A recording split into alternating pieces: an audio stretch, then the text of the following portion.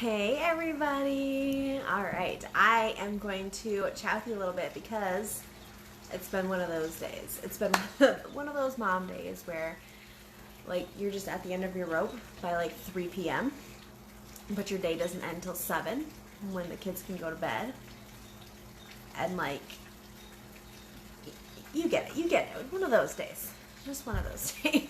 And then it decided to rain again and be cold because, I don't know, I guess we're just not doing summer here in Montana, so that's fun. So we're raining again. It's gonna sit outside and just like wash it all away, but I guess I really would have washed away. So instead of all that, I'm just gonna get on and chat with you guys instead and share something that I'm super passionate about and gets me super fired up because sometimes people yelling outside. Sometimes sharing something you're passionate about and getting it out there helps you feel better, and it helps me feel better. And so I hope that I can help give you guys some information that... It's like people yelling outside my door. Sorry guys, totally distracting me. But hopefully I can give you guys some information that's super helpful for you, and then we can both like end this live tonight feeling better. That's the goal. That's the ultimate goal here. Alright, so I wanted to talk to you guys about some common ingredients that are found in skincare that people don't realize, and once you do realize it, it's kind of scary. It's the reason why I don't buy anything skincare at the store generally. I choose not to. They are way too good at hiding things, and they're way too sneaky for me, and so I just choose not to.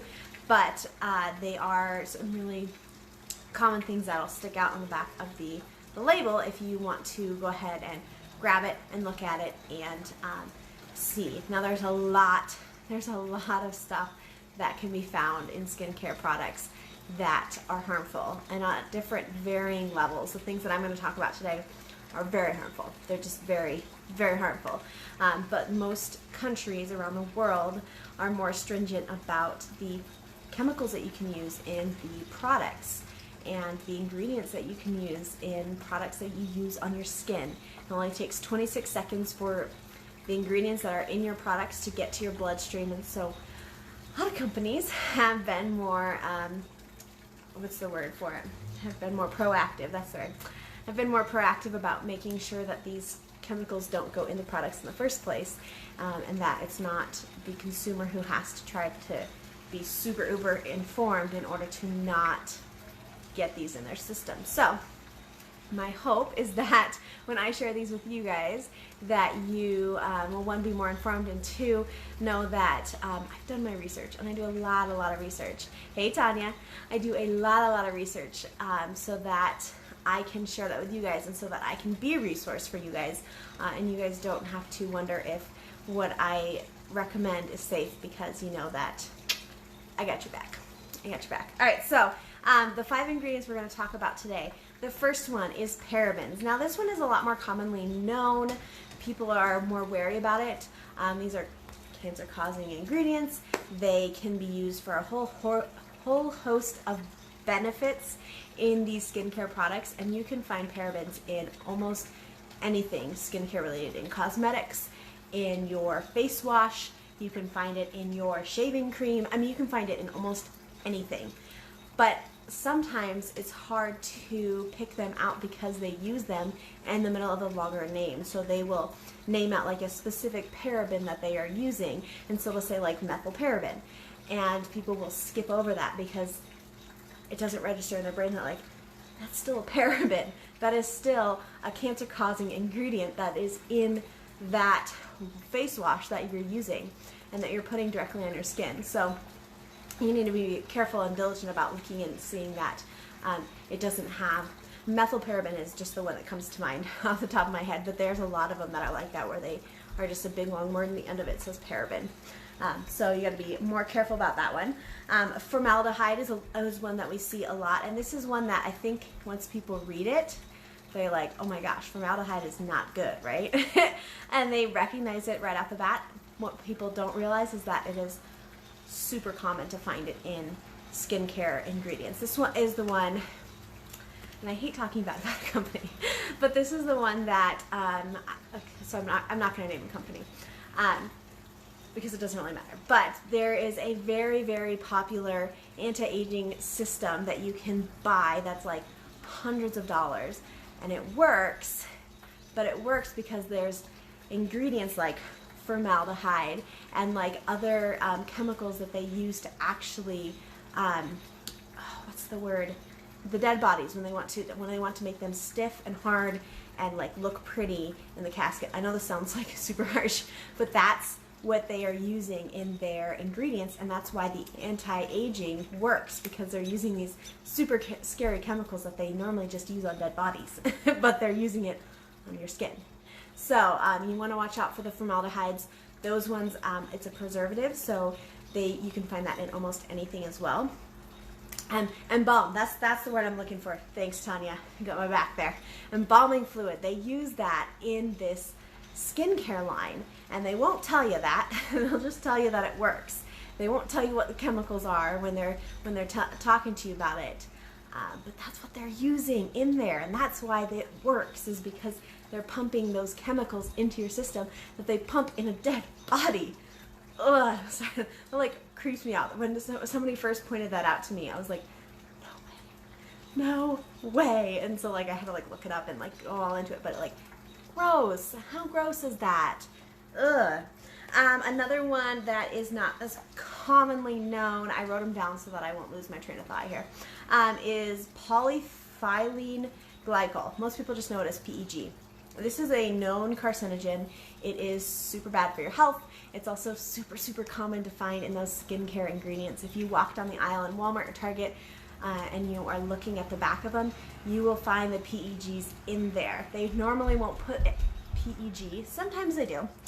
But a lot of them will write out that longer name, the polyethylene glycol, because who the heck is going to remember that, right? And who the heck is going to be able to pronounce it and then remember it and then remember what it is? Like, you have to pretty much take a dictionary with you to remember some of these. And so that was one that they can slip in there pretty easily, and is really, really harmful for your health. The fourth one, and this one is kind of interesting because when I first started researching skincare, there wasn't as much regulation on this one as there is now, which is kind of cool seeing, but it's triclosan. So triclosan is a known endocrine disruptor. It also can contribute to gut inflammation. It can promote tumor growth. So this is one that you see a lot of times in those skincare products. And I mean, it's just so common. But the interesting thing about it is that it's an antibacterial agent. So it used to be found in a lot of soaps. In 2016, it was banned from being used in any healthcare settings. That's how they read it, worded it. It was banned from being used in any healthcare settings. So like if you go to the hospital, they're not allowed to use the triclosan in your soap. But if you go down the aisle at Target or Walmart and you buy a face wash, they can put it in the face wash because it's not a healthcare setting. I don't know about you, but if you can't use it at the hospital, please don't put it in my product that I'm going to be using at home. If it's too scary for a hospital where they use lots of things that are harsh or that are meant to do like big heavy duty jobs. If it's too scary of an antibacterial to be used for doctors and nurses, like, please don't put that in my face wash. I don't want that at all. So triclosan, that's another one that you want to look out for. And then the last one, this is the one that gets me the most fired up. This is the one that I preach about all the time because it's such a crazy idea, but it's so common. It's fragrance. Fragrance is the worst thing that you can see in a product. I don't care, like all those other ones are bad. Don't get me wrong. But if you see the word fragrance on your bottle, throw it. I don't care what you have to do, like chuck it across the aisle, whatever you have to do. Run from it. It is not good. In the US, you can put fragrance on the bottle and it's considered a trade secret, and they don't have to divulge any of the chemicals that went into creating this fragrance. So they can actually hide a ton of chemicals in this fragrance and never have to tell anybody what they are. And so if you have fragrance on there, you could be, I mean, there's a ton of chemicals that could be hiding in there that you just don't even know about. And so that is the easiest way for people, for the manufacturers to slip those in there without the consumer even realizing. Because fragrance, I mean, that doesn't sound scary, does it? Like, that sounds pretty common. That sounds pretty, you know, common sense that you put fragrance in something you'd want to smell nice, right? No, fragrance is just another word for other chemicals not named. So if you see fragrance on a bottle, do not buy it. Now, I went through all 5 of these, and these are just 5 really common ones, and it's really easy to feel like, oh my God, like, what do I want in a product? Like, what can I use? Oh my gosh, this is overwhelming. Do I need to get like a science degree in order to like go buy something to put on my skin? Absolutely not. No. There are lots of really, really good ingredients. Oh, the other thing that I was going to say, don't rely on natural or organic written on the front of the bottle to tell you anything about the ingredients in the back, because they can literally use that with no repercussion. Well, I guess it comes later. There's like a lawsuit. That's why Aveeno, well, I guess Johnson & Johnson bought Aveeno, and they had that Aveeno Naturals line, and then they got sued because they found out that the ingredients on the back were not natural. And they were like, well, no, it's not natural. We didn't mean the ingredients were natural. We just meant it was like naturally oriented. And the government was like, that's not going to fly. And so it was a very like monumental case because that really hadn't happened much before. So they actually had to pay out money to people because they lied on the front of their bottles and said that the Aveeno Naturals line was natural. It was not. I submitted for that one because I wanted to see if I was actually going to get some money. I got a whole $2.35 from that, so it was a real thing. And no, I did not get rich off of it. So again, like, that makes it super, super scary to try to shop for products. My biggest advice for you is to find people that you feel like you can trust, who have done the research and who you feel comfortable in the fact that they know what they're talking about, and that their passion point on this is super, super high, that this is something that they care about a lot. And it's even better if you can find a whole entire company that does that. The whole entire company that is committed to making sure that they are not serving up crap products, that they would use these products that they come out with on their own baby skins. That is the kind of thing that you want to find. It's not a perfect system, obviously. It's not the easiest way to go about it. But if you do not want to get your own science degree and you don't want to spend your own hours researching, find somebody who you trust who can do it for you. And find somebody who is going to advocate for that. And find somebody who uses these type of products with their own kids, with their own families, and ask them what they use. That is literally my job. That's literally what I do, is I research, I figure out what things that I would use on my kids, and then I share that. That's what I spend my whole time doing, is figuring that out. So I started this research process with skincare specifically, I want to say almost 3 years ago now, when I first joined a company with a natural skincare line, and I wanted to make sure that I was super informed about why it mattered. And that's when I kind of delved into the crazy that this industry really is. I mean, it's just crazy.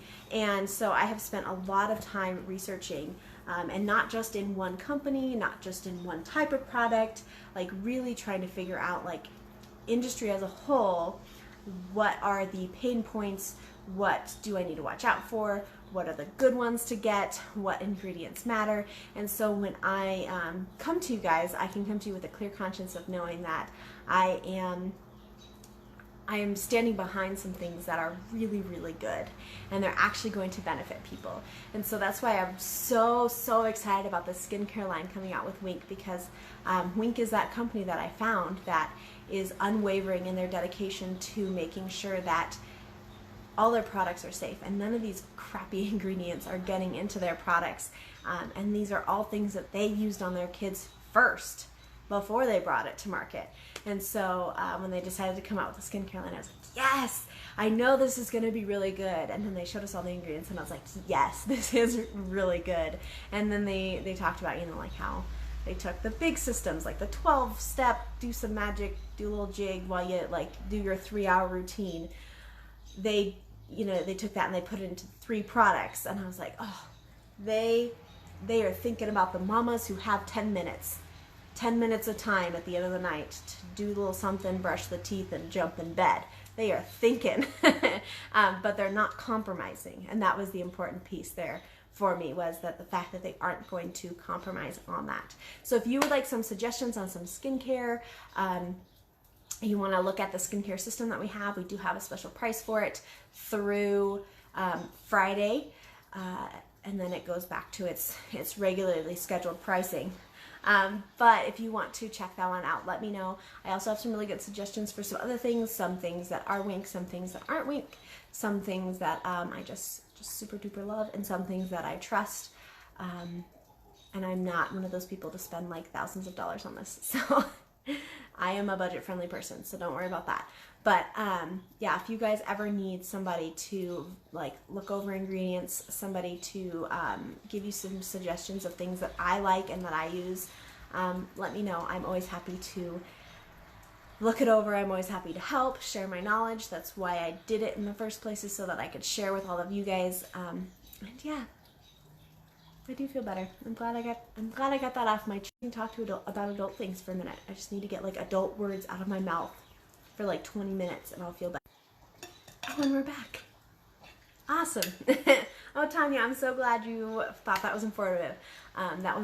That's my goal. That's always my goal, is to be helpful and to share my knowledge, because what use is it just stuck in my own head if I don't actually like share what I know and share the tools that I have and share all this stuff, because it's the only way that we are going to make any sort of difference or make any sort of impact, is by sharing. So that is always my goal. I'm going to hop off here, and I don't know, I got a lot of people I'm talking to right now, and gonna veg on some TV and like just coast out the rest of the night here. But if you guys have any questions or want to talk, just feel free to send me a little message.